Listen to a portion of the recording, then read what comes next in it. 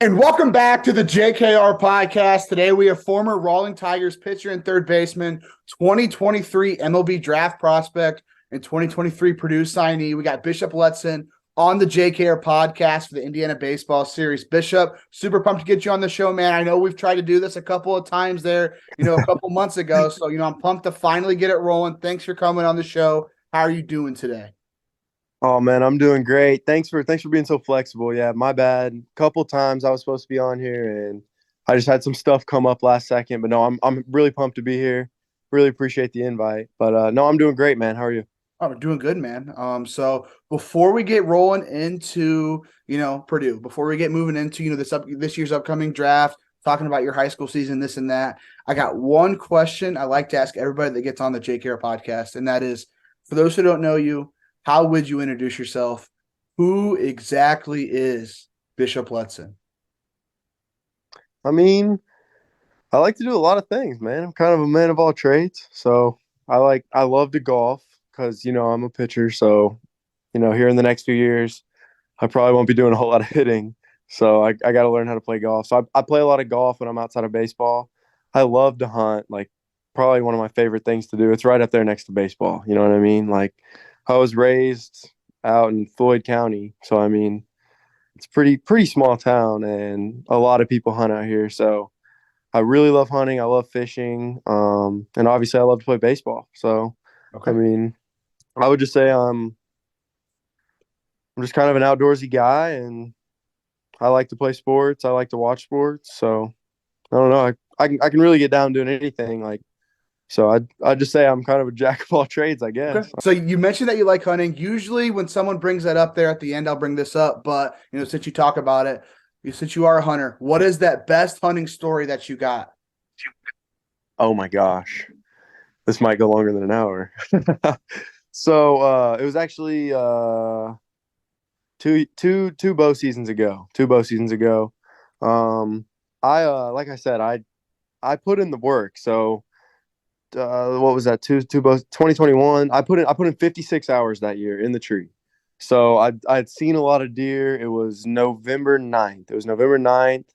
I remember so the way my properties are set up, I can leave straight from school because I just leave my bow at my property and I leave straight from school. I go there, I got my clothes and stuff in the barn.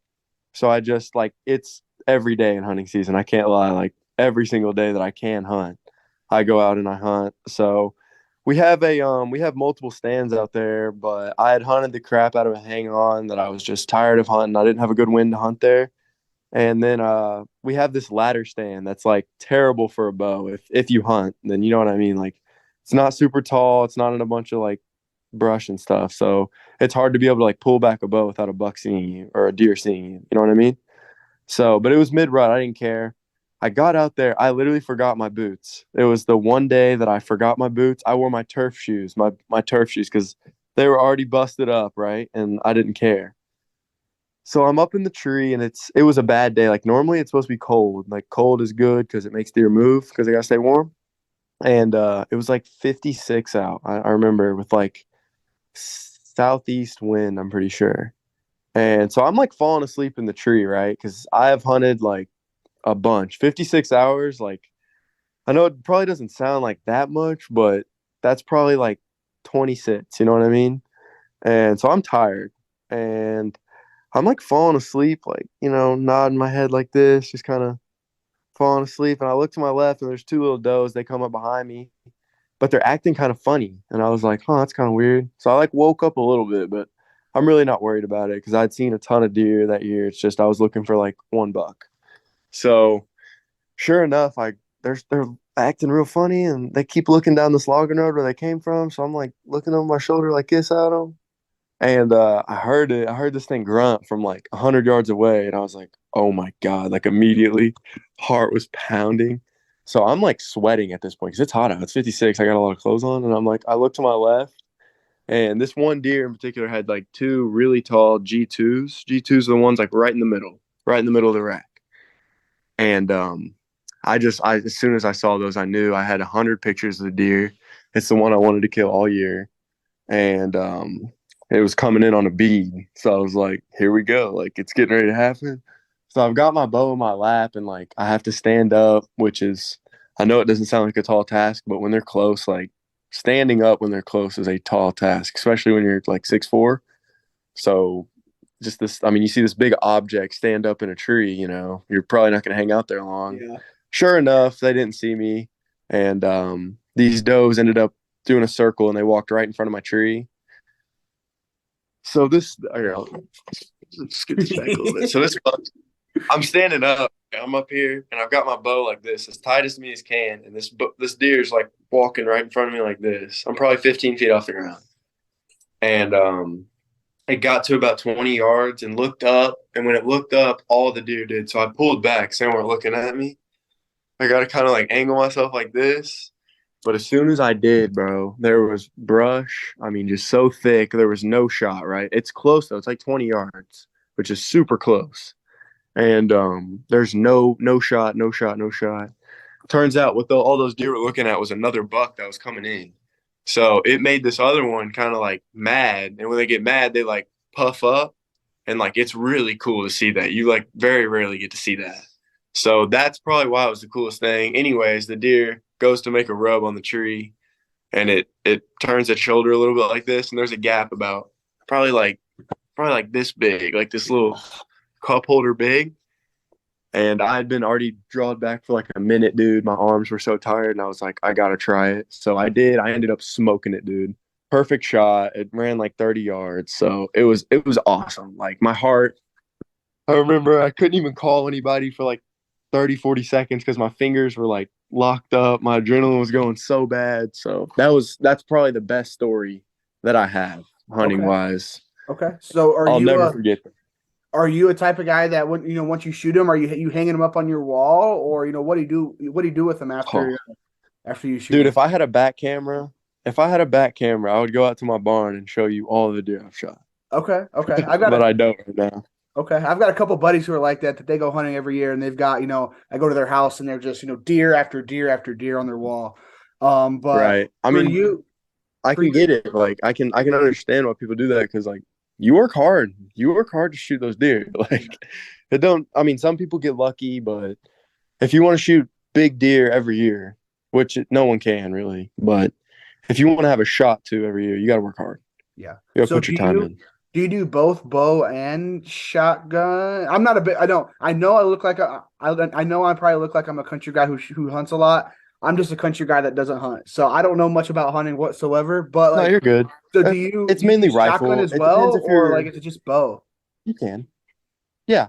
I use a gun the first 3 days of gun season, but that's just because you kind of have to where I hunt. Like, because we own 2 farms that are like 80 acres, so like all of our neighbors hunt. So like if you don't have a gun on opening weekend, you put yourself at such a disadvantage.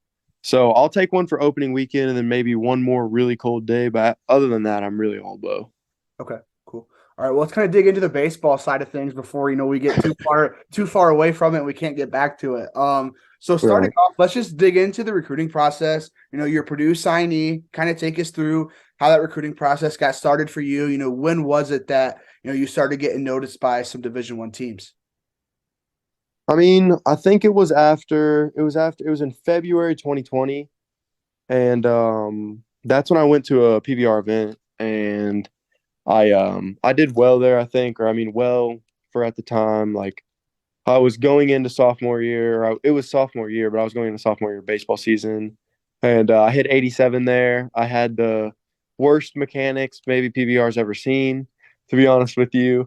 I would throw and then I would snap my arm back. So it just raised a lot of questions. Like other coaches had questions. So I think I called IU the next night and then I called Purdue shortly after. And then it kind of just picked up from there. I called Campbell a lot or not. Yeah, it's Campbell. I called them a ton. Tyler Shoemaker, he was actually from Corden. Now he's a guy for Vanderbilt. But Ball State was in there. Indiana State, and then maybe Wright State. Wright State was big. They liked me a lot. Illinois, I talked to them. After the future games, I talked to like Wichita State, And then I think I talked to Louisville a little bit, but they didn't really like me that much, I don't think. But this was all like all the recruiting stuff started when I went to a couple PBR events. That's really all it was. Like I went to the first one in February and then got invited to preseason All State that same year. And then that carried into the future games. And then after that, junior year, I didn't do much because I committed in December. I don't think I did much PBR stuff until the Super 60. But no, the Purdue started really hitting me up after the Super 60. We set up a visit, and I went there. I love the coaches. I love the place, and got a good offer that I wanted, and I took it because I really like the school. I really like the program. Okay. So As you went through that recruiting process, I mean, you mentioned schools from a bunch of different areas in terms of like, two really good mid majors with Ball State, Indiana State there, Big Ten schools with Illinois, Purdue, IU, going out west to Wichita State. As you were having some of these initial conversations with those schools, did a lot of the coaches go about it the same way? Or did you maybe see a difference when it came to, Big Ten coaches compared to mid major, compared to whatever conference Wichita State is in as well? Did you see a difference there at all, or was it somewhat similar as you were starting those conversations and starting to build those relationships? honestly, it was really super similar for me. I mean, I think especially like when colleges are looking at pitchers versus like position players, like when you see a position player, like certain guys will be like, okay, I've seen this before. Like I've seen a kid just like this. Maybe it's the same personality, same swing. You know what I mean? Like they're going to tend to gravitate to them and want them to play there more versus a pitcher. Because I mean, how many pitchers can you get? You know what I mean? Like I feel like you can get a lot more arms than you can really good position players, if that makes sense. Yeah. So So as like I feel like most colleges go at it the same for pitchers, but I mean nothing was really that much different. I would say that maybe some schools were a little bit pushier with like decisions wise after offers, if that makes sense. Yeah, yeah. I've heard a lot of stories about that. But so for you going through and you ended up choosing Purdue, but what were some of those key things that you were looking for, as you're talking to, IU, Purdue, Illinois, maybe as the recruiting process started to wind down, maybe deciding between, 2 to 3 schools, what were some of those key things that you were looking for? I mean, the biggest thing for me is, am I going to play my freshman year? Like, am I going to go in and make an impact my freshman year? And I think that's Purdue somewhere that I definitely think I can. You know what I mean? Obviously, I mean, time will tell. You never know until you're there. But I think that's somewhere I have a shot. So, I mean, I think there's other schools that I had a shot as well. I just didn't have as good of an offer. Or, for instance, like for IU, it was hard. They didn't even have a pitching coach at the time. So, like, it's hard for you to really commit to a school when they don't even have a coach for what you want to go do at the time. You know what I mean? So Yeah. that was the case for a couple of schools, I think.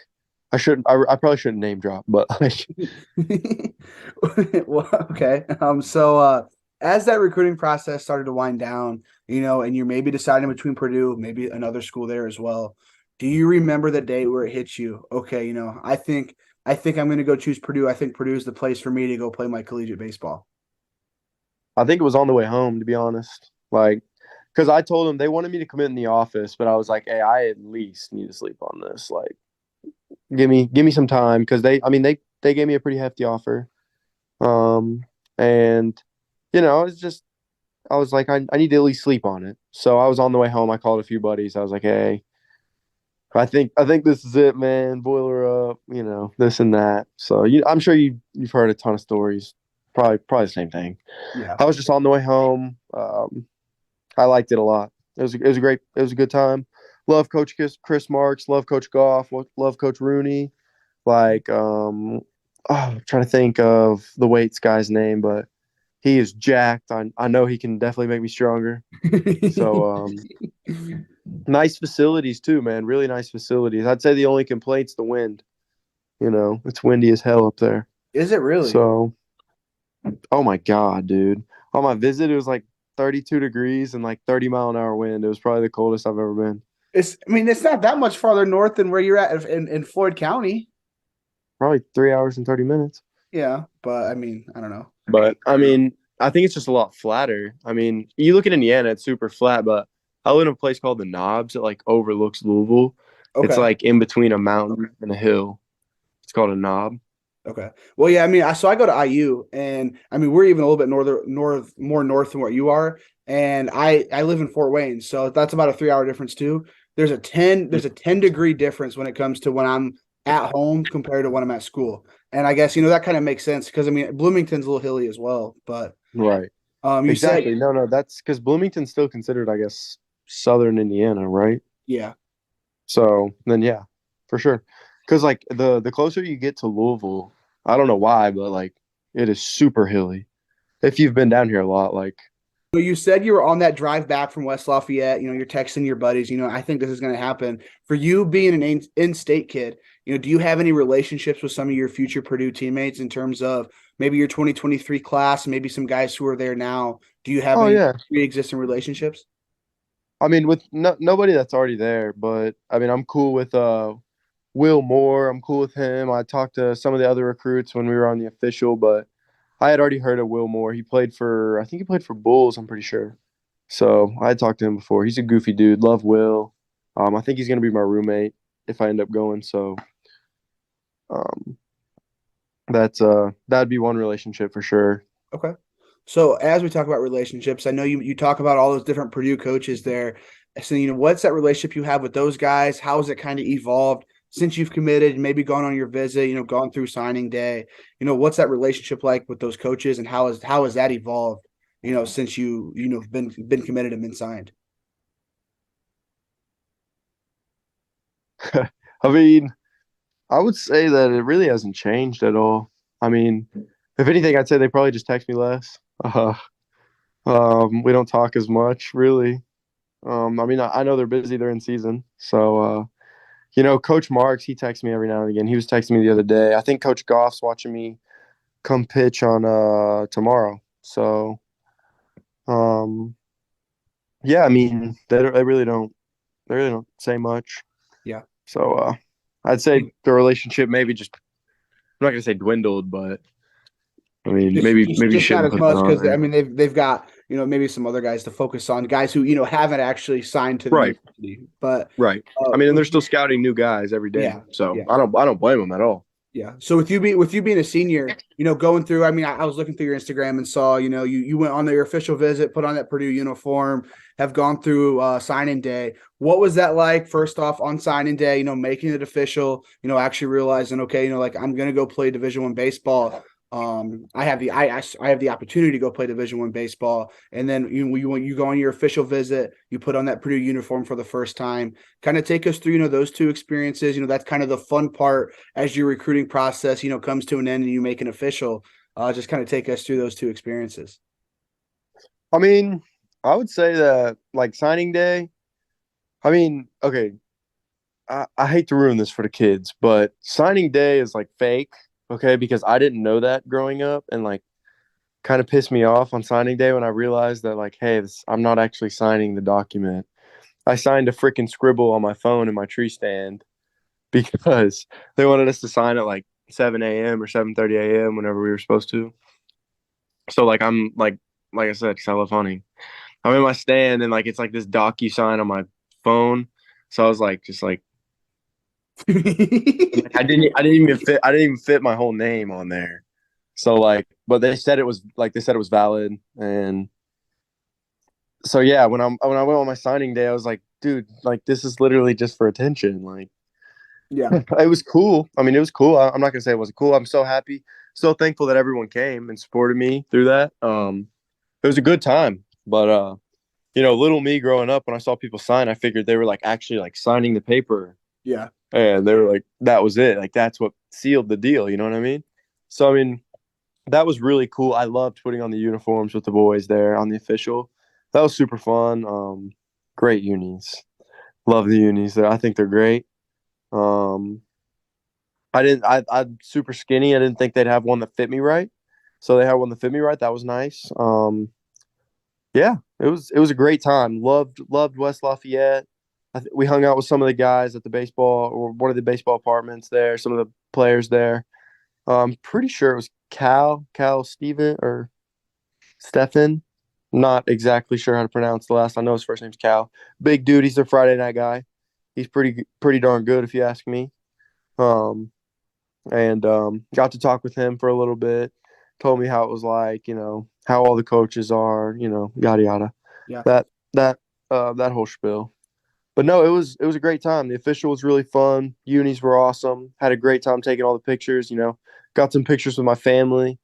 That was really cool. They were super including for my family. That was another big reason. Like they were always super nice to my parents and everything like that. Like if there was ever coaches that like weren't nice to my family, like you would probably hate that too.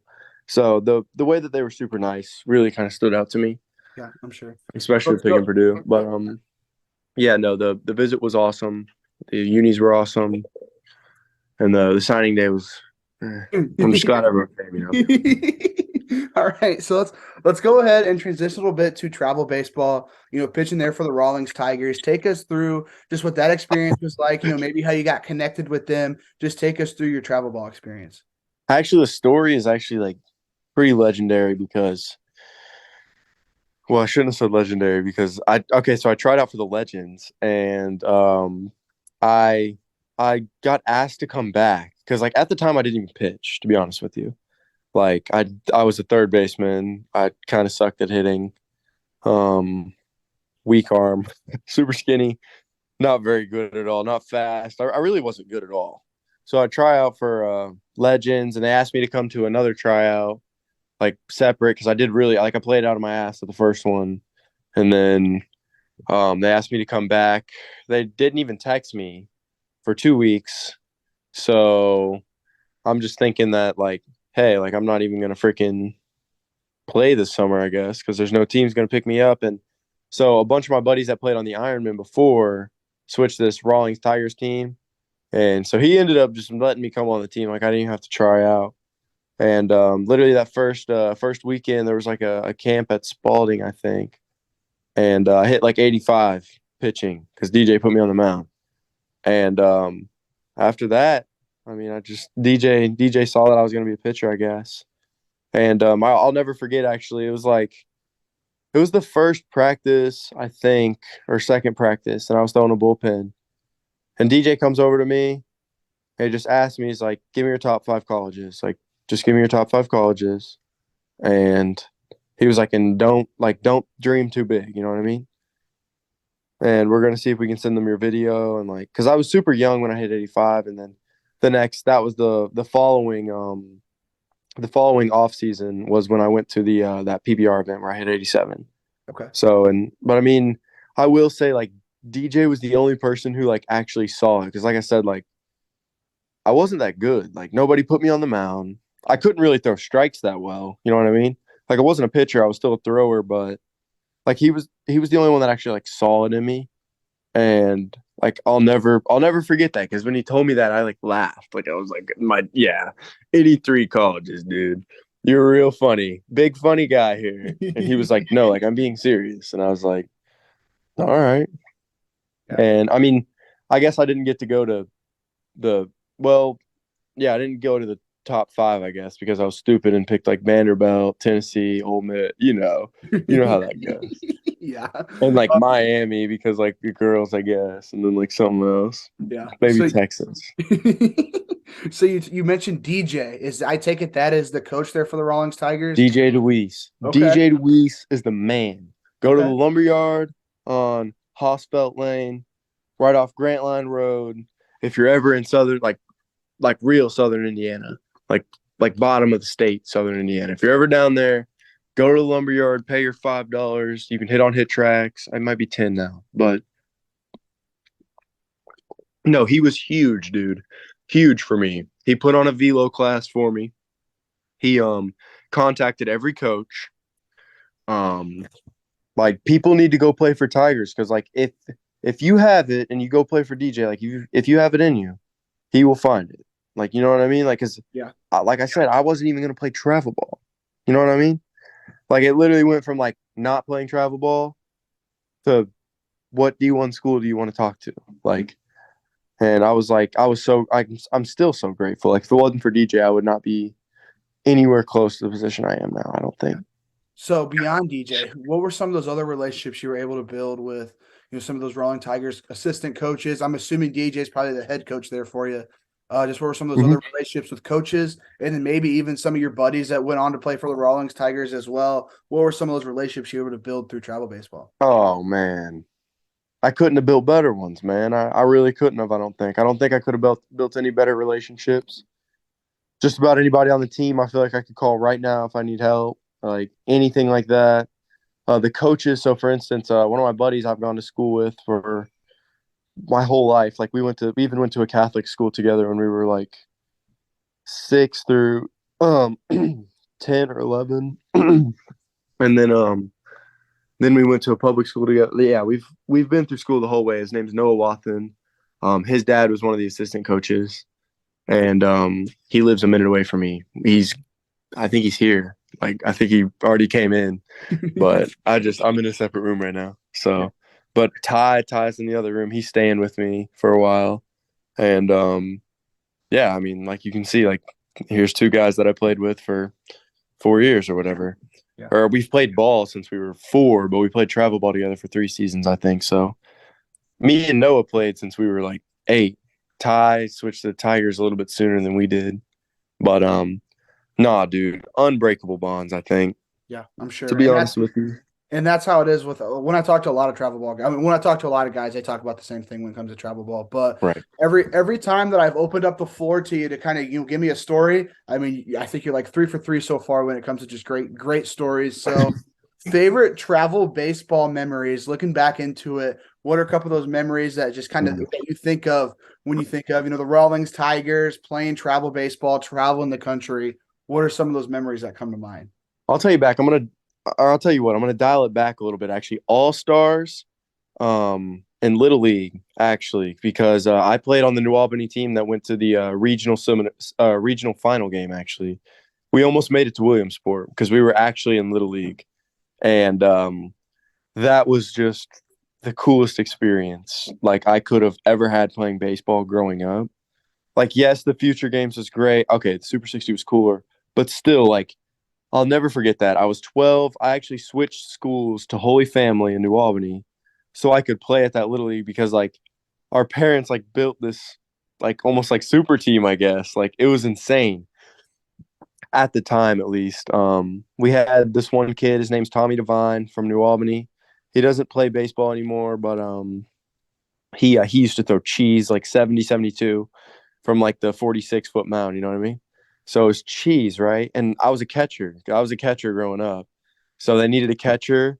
Actually, no, they had a catcher, but I don't know why they needed me. They needed me. Like I said, I was utility. Like I didn't do anything special. But no, we ended up making a run. We won state. We had the highest scoring state game in Little League history. It was 23-21. And Tommy pitched he pitched a complete game, I think. I think we just left him in and they were like raking off him. Did you imagine going a complete game, giving up 21 runs? Yeah, no, I think they left him in. That or they brought in Landon Teasing. I don't know. But anyway, that wasn't the point. He went 4 for 4 with 2 grand slams, and the other 2 were home runs. He went 4 for 4 with 4 bombs in Little League. Like, he was that guy. You know, he's like 6 foot, had like a couple chest hairs already. Like, so, like, it was like unfair. And then, but no, it was screwed because we played Michigan in the semifinal, and they had these kids, like, they literally were called like the Twin Towers. Like Sports Center was like saying, like, you know, because it was like Sports Center 3 or whatever, ESPN 3, and it was like these 2 identical twins, the Twin Towers, they call them. You know, one kid was pitcher, one kid was catcher. Kid threw 75, bro. That was like, they said it was the equivalent to like a 98, 99 MLB fastball. And I got a hit. Thank you very much. The only hit that we had, actually. And I got pinch hit because I didn't even start because I was kind of poop. But anyway, it was a super fun time. Like, they fed us. There was like a big cafeteria. We all stayed together in these like dorms. It was at Grand Park. I don't know.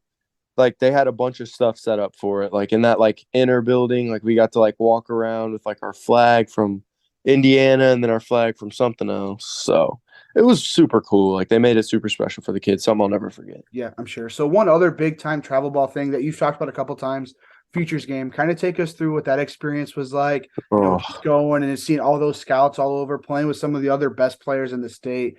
What was that Futures game experience? I can't lie. Like I feel like I didn't take it serious enough. Uh, it was a great time. Like it was fun and all, but I kind of like shit the bed for us on the mound. I lost the only game that Indiana had ever lost. Gave up like 4 runs. Was a bad experience for me on the bump. But I mean, I still talked to colleges afterwards because I mean they weren't really looking for guys to just go out there and strike people out. Like I said earlier, like it's less personalized with the pitcher. They see something and they're like, I've seen this commercial before. I know how it ends. This long, lanky guy is going to get a little bit more coordinated. He's going to throw a little bit harder when he gets stronger as he grows. So I still talk to schools after it, but I really had a great time after I pitched. Like I just threw bad that day. Yeah. I also think I faced like I want to say like 12 batters and like 8 of them were lefties. So it's kind of rough for me. But yeah, kind of got raked on there. I still threw okay. I had like 5 Ks, but I think I gave up 4 earned. So bad experience for me. Sorry, Team Indiana that year. Sorry for breaking the flawless, but somebody had to do it. It was Yeah. just Lucky Letson, I At guess. that point, was it at Grand Park or was it at Lake Point? Lake Point. Okay, because I know they just changed it a couple years ago. So you were like that first year at Grand Park or whatever. But let's go ahead and talk about high school Oh no, baseball. we were at Lake Point. We were at Lake Point. That's what I meant. My bad. Oh yeah, my bad. But no. So let's kind of go ahead. Let's talk about high school ball here for a little bit. Kind of take us through. Maybe I know your sophomore. 23. So your freshman year would have been COVID. So take us through your sophomore, junior year, going through your senior year as well so far. Kind of take us through that high school experience. I mean, sophomore year was crazy because like I actually started on JV and I was like talking to like I think like 3 or 4 D1 schools at the time, so I was like kind of pissed. I was like splitting though. Like I would dress for the varsity game, but they never put me in, right? So funny story actually. I pitched to St. X. I had to stay back from like the trip where they go and stay at a hotel. We don't do it anymore, but so when they get back, they were playing Columbus North. Columbus North was ranked number 1 in Indiana at the time. And so they pulled me up for this away game, and I had pitched like 3 days ago. And I threw like 90 pitches, right? Or no. Yeah, no, it was 3 days prior. I threw like 80 or 90 pitches. Um, and they pulled me up to varsity. And we went up to Columbus North. This is when they had Bodie or Brody or something. He was a Louisville commit. And he rakes. So, but anyways, we get up there and our starter makes it through the third, or no, they make it to the third, and just like completely shit the bed. He's not a pitcher. He's a outfielder. He's a lefty. His name's Jake Thompson. He's the goofiest dude ever. I love him to death. And he shit the bed, dude. He hit like 3 batters in a row. So I had like 6 or 7 pitches to warm up. And I came in and I struck out the side. I struck out 3. And like, mind you, this is like my varsity debut. Like I haven't touched the varsity field yet. So like the seniors don't even know that I can pitch for real. And it was like Evan Goforth, Caleb Slaughter, Casey Sorg, and like a couple other guys. So like I come back in the dugout, like nothing happened, and they were like what? They were like, what? Where'd that come from? And like I was probably throwing like high 80s, so they were like, where? Why? Like why hasn't he been here the whole time? Probably. But so no, I ended up coming. I shoved. They didn't score another run off me. We ended up losing though. We lost like 2-1 or 3-1. But I remember I came back out the next inning and Bodie was leading off. They didn't score, but he led off with a triple off the top of the wall down that right field line, and like it stung a little bit. I was like, damn. So turnarounds. 5 days later, we played Trinity with Corbin Dickerson and Dalen Lyle. Dalen Lyle went in the second round. Corbin got drafted in 20th last year. And Matt Klein, obviously, Louisville guy. They were 7th in the nation, number 1 in the Midwest. Like, insane team. Undefeated. They were 19-0, I believe. And so they came to our place, right? And he's a dog. Casey Sorg's a dog, man. He was sick as heck. He threw up before the game. He had a fever, and he pitched through 4. And I think he gave up 3 runs, but we had 4. And it was same scenario. He kind of started walking guys, and coach was like, "Hey, hurry up! Like, hurry up, go get loose." And I was like, "Me? Like Trinity? Like, are you for real right now?" And he was like, "Yeah." So I was like, "All right." I went in there, I got loose. I got to have a little bit more time to get loose because I did like a mound visit. He threw another pitch, and then they did another one. You know what I mean? So I get loose, and I come in. Of course, of course. First batter was Matt Klein.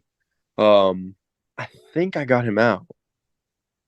Or yeah, I got him out, but he hit a ground ball. They scored a run. So now it's tie game. And it's the fifth, I think. Regardless, we scored. I think Evan had an RBI. We scored another run. Um and flipped around. Here we are, seventh inning, bottom of the seventh. Or no, top of the seventh. We're up one. But it sucks for me because it's about to go Matt, Corbin, Dalen. So that's three draft picks in a row, three Louisville commits in a row. You know, I'm little 150-pound me on the mound in front of these guys, and I was like, you know what? Screw all this ranking shit. Like, I'm just gonna throw the ball. If they hit it, they hit it. So Corbin, or no, yeah, it went Corbin, Matt, Dalen. Corbin gets a single. Matt grounds out, and then I have an 11 pitch at bat with Dalen, where he is just fouling off absolutely everything I throw until he hits about a 450-foot pop up that like straight up, you know what I mean? Not Yeah. distance. I would say home run, but like the ball disappeared and like somehow Jake Thompson caught it. And by that time I realized like that was the third out, and I was like, holy shit, we just beat your So like there's a video, I have it on my Instagram, I think, where I'm like I run back in the dugout and like Gronk spike my glove, and I'm like freaking out. Like we're like, oh no, it was the game of our life. You know what I mean? Like it was number 7 in the nation versus like unranked. So that was the most memorable. That was the most memorable high school Okay. moment I've Okay. had playing ball. So going through your sophomore year, going through your junior year, now being a senior, how have you maybe, stepped up as a leader, being that Purdue commit, being that Purdue signee, being that 2023 MLB draft prospect? How have you, maybe stepped up as a leader there for that Floyd Central team, maybe take some of the underclassmen underneath your wing, play with some of your senior classmates? How has this season gone? How have you kind of stepped up as a leader?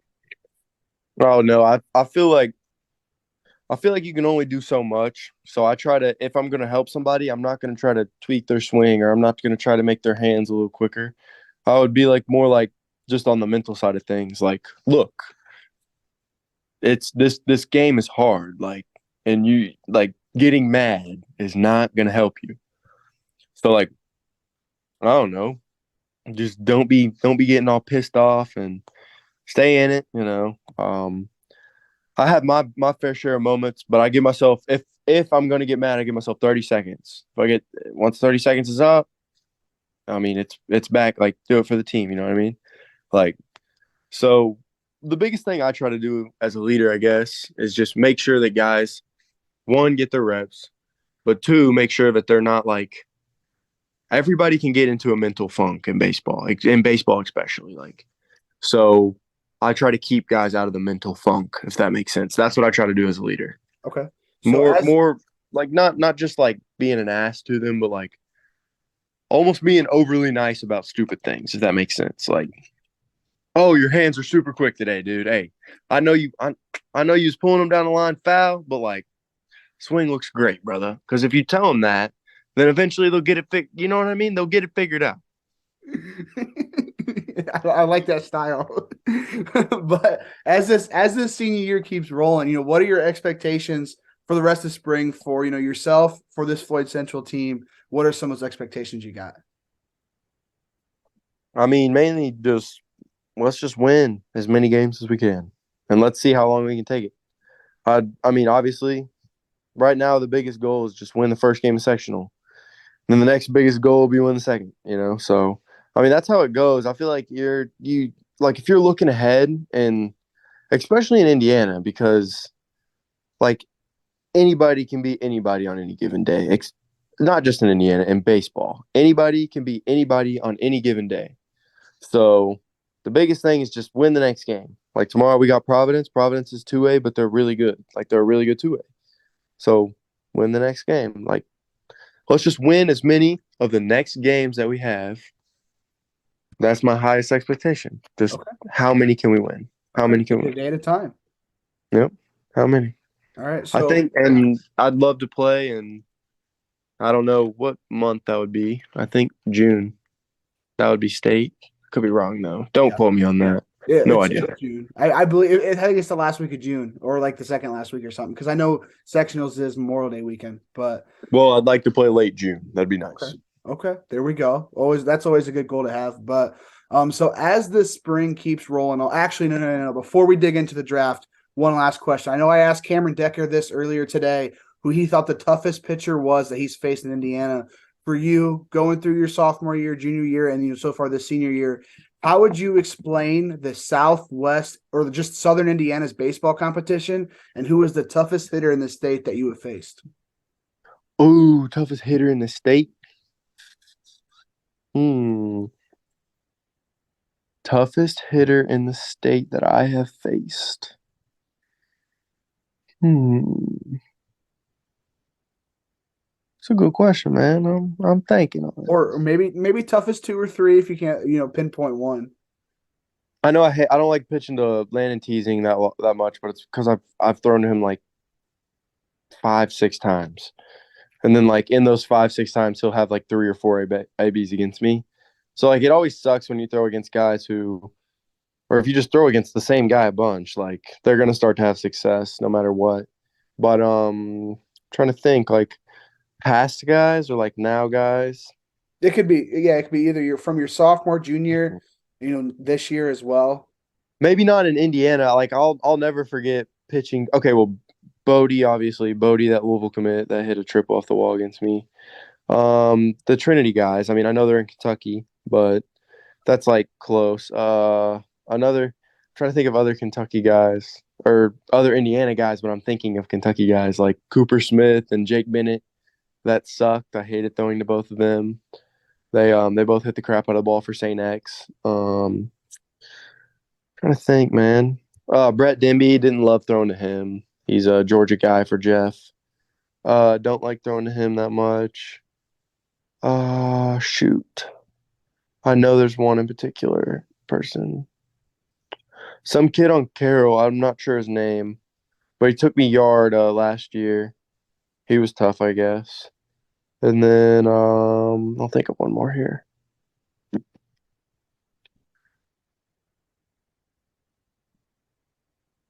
Uh, well, Tucker. I didn't like throwing to him. Yeah. He was a tough hitter to throw against for sure. So yeah, those are probably the toughest guys Okay. that I've faced. Okay, so as this spring keeps on rolling, and as you've gone through, since Super 60, you're probably going through this draft process right now. Kind of take us through what the draft process has been like for you so far. I'm sure Super 60 was kind of a big jump within that. Take us through that PBR Super 60 event, but also how this draft process has been rolling out here these past couple of months. Yeah, I mean, it's definitely different than like college. It's a lot different, but it's been really good. So like, I got an advisor before all of this stuff really went down. Ben Simon is my agent or my advisor, and he runs Simon Sports Agency out of Cleveland, Ohio. And so this guy just randomly like hit me up and was like, "Hey, I really want to call you. Like, I've seen a lot of your video, and I think now is a great time to like pick you up." He like explained to me like on this first phone call, he's like, "Bro, like I don't know, I have super high expectations for you." And like I said, like I've mentioned earlier, like I was never good like growing up. So like an agent is gonna hit me up and tell me I'm gonna get drafted out of high school. Oh, okay, bud. But I was like, all right, I'll hear it out. So he drove down and like had dinner with my family, and we talked for weeks. And I was like, all right, cool, I'm on board. And as soon as I was on board, that day I got an email for like a preseason private invite for the Rangers. I went to something at my advisor's place in Cleveland where there was like 40 plus scouts there, just about one from every team, I think. And obviously, then that led into the Super 60. So like I remember like getting the invite to the Super 60. Like I kind of felt like my heart dropping to my stomach because I was like, oh my God, like this is awesome. But like also like I was nervous. Like I was like, oh shit, like about to throw in front of a lot of scouts, man. I got to do good. So I at the time I was working out a lot.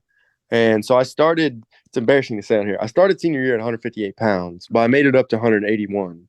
Or it was like 180.6. And right now I'm like cruising 175.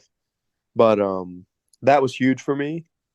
I gained that weight and I was like at the end of the year last year, I think I topped 92.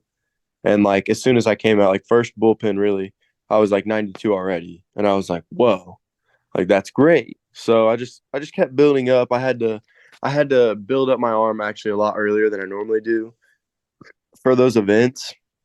But nah, dude, the pro scouting process really started after the Rangers private invite and the my agent's thing and then the Super 60. Like that really just it kicked it off. I started getting there's this thing called Prospect Link. You get like a bunch of questions, questionnaires and stuff like that. You got to fill them out, and they go to like certain ball clubs. But I got a ton of that stuff, and then like I think at one of my games I had 21 scouts there or 18. I can't remember. I think it was against New Albany. So it was it's kind of surreal almost. You know what I mean? Like you worked like obviously every kid dreamt of playing in the big leagues. You know what I mean? And like I had the dream, I guess, but I didn't really believe it at all. Like other people probably actually believed it. But when I started seeing stuff like that, like even I remember I threw at a scrimmage and there was like 8 or 9 scouts there. And I only threw like to like 4 batters. Yeah. So I was like, this is this is different. So and then the mid season draft board came out and I was like 60th on the PBRs one. And I was like, what? Like obviously PBR doesn't draft anyone, but I mean it was cool to see. So, I mean, it just really, the process really kicked off when I started working with Ben. Like when Ben became my advisor, and he set up all this stuff for me. I've had a couple meetings. I think I've had one with the Giants and one with the Padres. So, yeah, I mean, the pro scouting stuff's looking good. I just try to keep doing what I'm doing. Like the biggest thing that they're looking for, especially in a high school pitcher, is just how consistent can you be? Like on a daily basis, are you the same person that you were when you were at the Super 60 and you were 94? You know what I mean? Like, or are you, if you're down, how down are you? Or if you have an off day, what's your off day look like? Because some people's off day, they only walk one guy and they strike out 7 instead of 12. You know what I mean? Like, for certain people, you know what I mean? Yeah. So, like, I think the biggest thing that I've worked on is just trying to be consistent in that manner. So trying to be 90 to 93, touch of 4. Um, I threw a little bit too much slider, I think, early in the year. So I'm gonna throw like less slider and just stuff like that. Like really just being consistent. I think that's the biggest thing to, especially if you want to be a high school pitcher to get drafted high. You got to show extreme consistency. Yeah. So you talk about there at the when you got invited to that PBR Super 60, first thing that hits your mind is shoot, like there's gonna be a lot of scouts gonna be thrown in front of. So, having that event, doing the team workouts, having games where you said there's what like 20, 21 scouts watching you as well. For you, how do you go about blocking out those scouts who are watching you, still focus on directly just you and the catcher playing catch, getting the hitter out? How do you block that out and just still focus on the game of baseball? You know, I don't know. I just kind of do it. So I don't like. There's nothing like. I'm not like, oh my god, like there they are. Like, got to do good now. Like it's no. It's just more like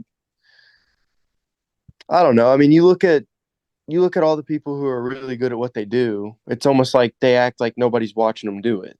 You know. You see Jacob DeGrom in 2021 when he walked out on the mound. He knew he was going to strike out at least a batter that inning.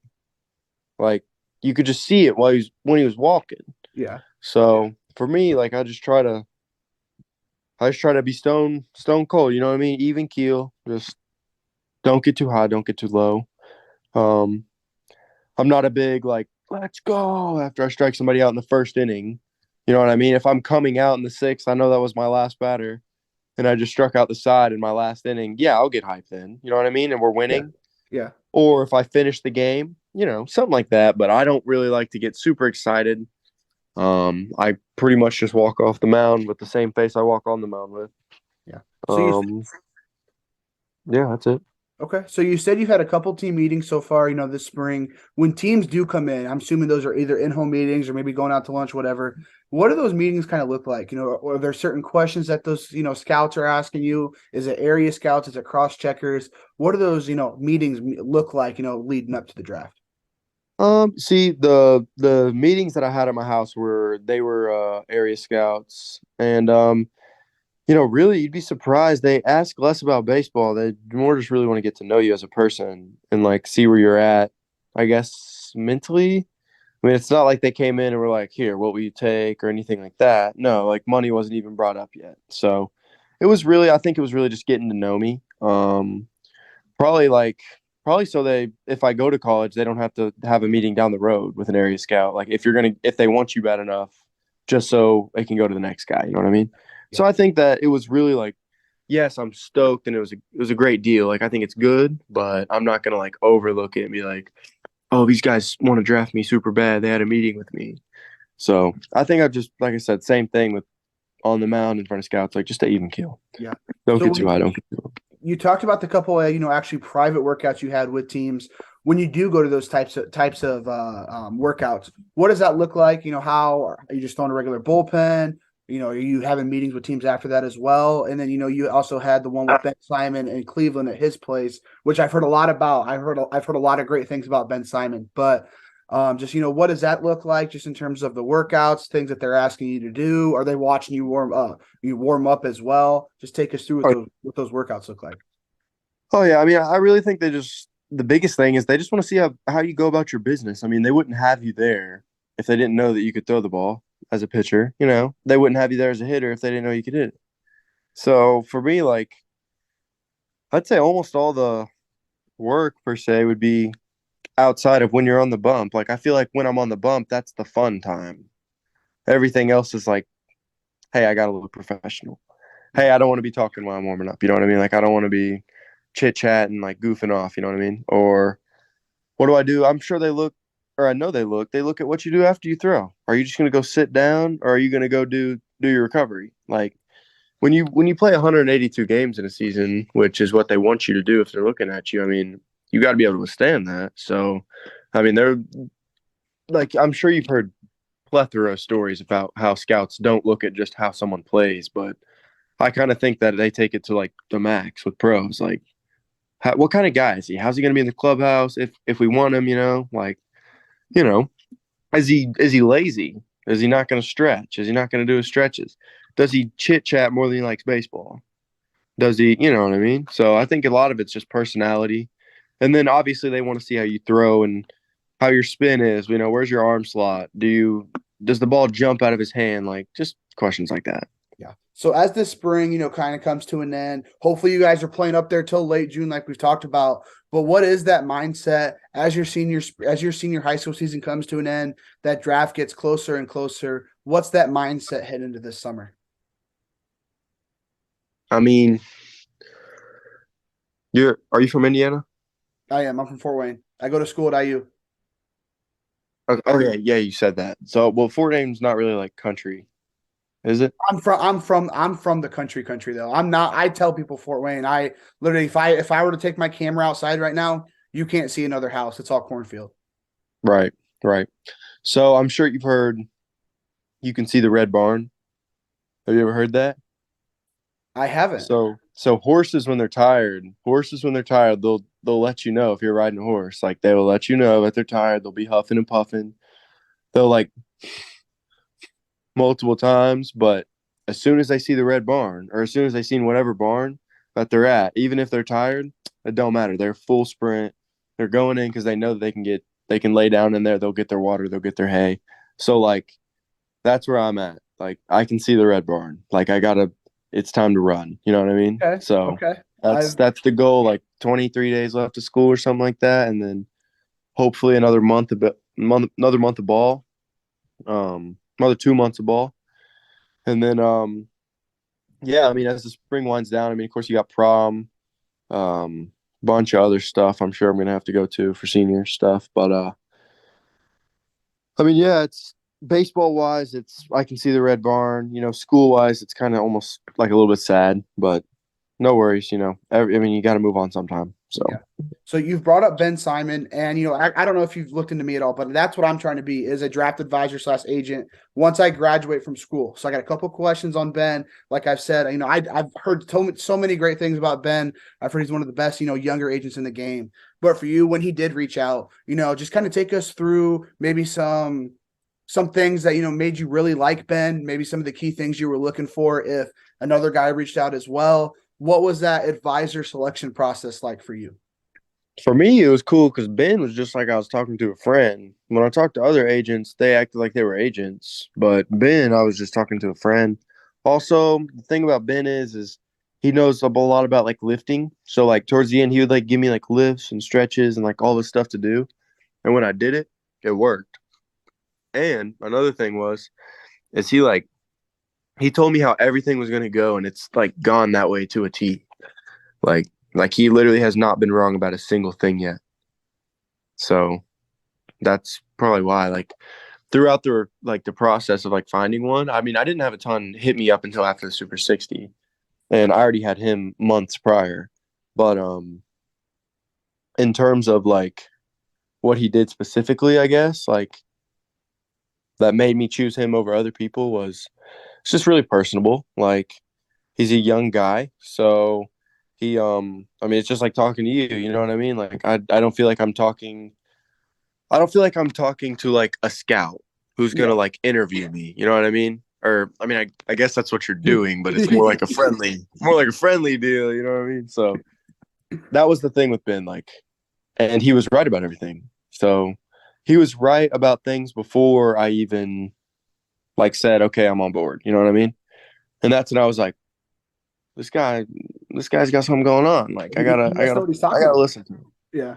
No, he really does. And like, at first I'm sure he'd agree with me when I say this. You wouldn't expect it. He's young. Like he's a young guy. You'd expect like an older guy to know more, but I think he's doing a great job. So And I've heard from some, I'm not going to name drop, but I've heard from some other guys who are his clients that he's a very pitcher oriented guy. So has mhm. like, are you having a lot of conversations with him when it comes to maybe your repertoire, maybe your arm care? Is there any like conversation about that as well, Oh, or does he kind of stay out of that? dude. Dude, I've got to do like an hour of arm care every time after I pitch, and I normally don't get home until like 9:30, and I've got school in the morning, and this dude Ben is on the phone with me for like an hour while I do like this whole like workout shit for my arm. But I mean, it's cool because I'm healthy, but like it just frustrates me. But like I said, like because I mean, like from the beginning of this interview, like I said, like I wasn't that good at baseball. Like I didn't put no extra time in. You know what I'm saying? In the beginning, I'm getting there. Like I'm getting better at that, and I care a lot more about the game now. So I do all the shit he tells me. It's a lot. It's a Yeah, lot of stuff to do. It's I'm like sure. a So bunch of recovery stuff. yeah. So as you talk about recovery, that kind of leads me into my last baseball segment here. I know you said it's bump day tomorrow, so I got to make sure I'm not holding you too late. So last segment here. Let's move on to your on the field play here a little bit. So I know you are in high school pitcher, but you also play the field as well. For you, when you do stop focusing on hitting, on fielding, how do you see yourself evolving as a PO as you get to that next level? Whether that's when it comes draft time, when it comes to heading to West Lafayette, how do you kind of see yourself evolving as a PO? I mean, I think no matter where I go, they're going to put 20, 30 pounds on my ass because I'm really skinny. And I think that's just what's going to do it for me. I think, I mean, I don't think it really hurts me that I'm throwing from third. I actually think it's good, like, just to be dynamic. You know what I mean? I move a lot. So I've actually been playing first, too. I've been playing more first than third. I really don't play third hardly at all anymore. It's more first. But, I mean, you haven't seen that out anywhere, so I don't blame you for thinking I still play third. I wish I did, but Ben thinks it's a bad idea. But he just says like, I don't want you playing games or like weeks that you have 5 games, and throw a bunch and then go pitch. You know what I mean? Pitch the fifth game after you played third for 4 days. Yeah, which makes sense. So you talked about the recovery that Ben's kind of having you on. You know, you're spending that extra hour after games that you're pitching. What does that arm care look like? And we can talk about, off season, maybe deloading, maybe ramping back up in December, January, just a couple months ago, and then in season as well. What's that look like, after a start? What's that hour recovery look like? Maybe the day after leading up to your next start as well. Just take us through, your recovery, your arm care a little bit. I do a lot of Epsom salt bath. That's good. Do Epsom salt bath, and I do some like plyo stuff, like a lot of this. It's mainly like shoulder oriented, and it'll be like stuff like this. It'll be like 5 pound dumbbell, a bunch of freaking these, a bunch of like lateral raises, a bunch of like these way raises, a bunch of these. Like I don't know, man. It's a bunch. He has to tell me every time because I never remember, but it's a bunch of stuff, and like it's a lot of like rolling out. Like here, I got a golf ball here. I don't know how this is gonna work though. All right, there we go. I'd like get on the wall and like take a lacrosse ball or baseball and roll all that out, roll all my back out there, and then I would do a bunch of stuff, like a ton of stuff. I can't even like name some of the stretches. Like one of them, I call it the pretzel because I literally just look like a pretzel, and I mean I don't like it at all, but I got to do it, and I've never felt better like after my start. So, I mean, apparently it's working. Yeah, it must be. So when you're actually up there on the mound, kind of take us through what that repertoire looks like. I know what's your best off speed pitch, maybe the pitch that needs the most work. What's that repertoire look like? I know you said you throw a lot of the slider. So what's that looking like? Yeah, I'd say my slider's probably my best pitch, but I want to develop a 12-6 next off season. That'd be like the main goal.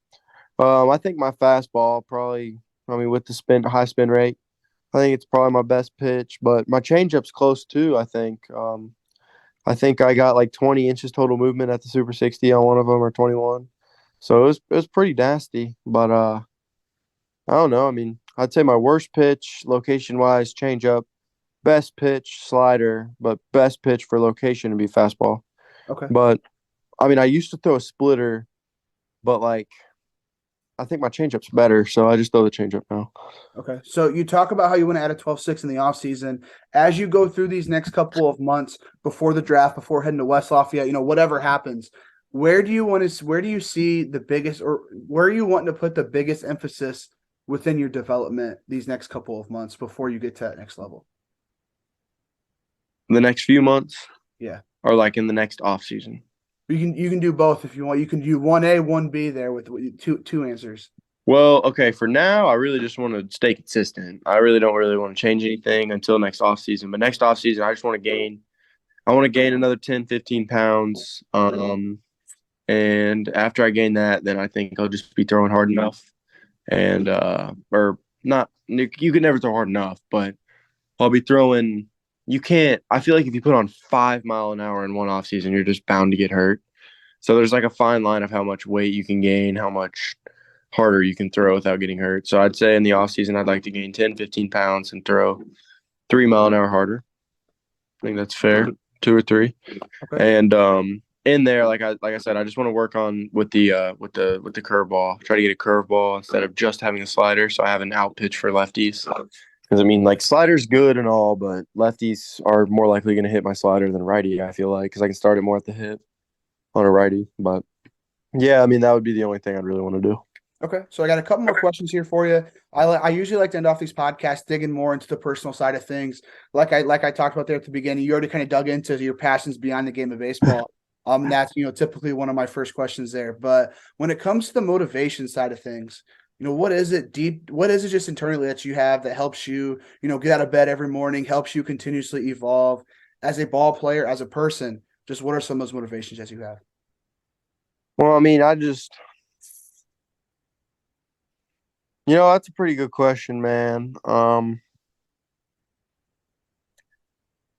I hate to lose. I hate to lose, and I make a lot of like mental games that I hate to lose. So, yeah, that's it.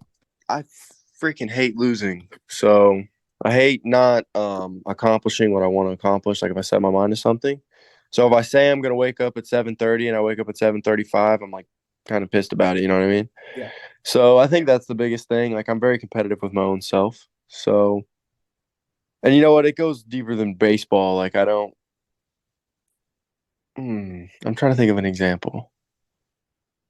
I mean, I like that example of waking up at 7:35 compared to 7:30. I mean, for Yeah. me as a college kid, obviously, classes don't start at 8 a.m. all the time. And I'm kind of that same way when it comes to, all right, I don't have class till noon, but I still got to wake up by 7:45. And if I'm not out of bed, if I'm still maybe hitting snooze or something, I'm pissed off at myself too. I like that But I example. mean, you're happy in the moment, but like when you get up, you're like kind of pissed. Yeah, But you're no, like, I know what you mean. Yeah, that's probably the best example I got. okay, all That's right. for motivation. I don't like to lose. I don't like Okay. to lose. Okay. So taking that motivation question a little bit further, you continuously, be very competitive within yourself.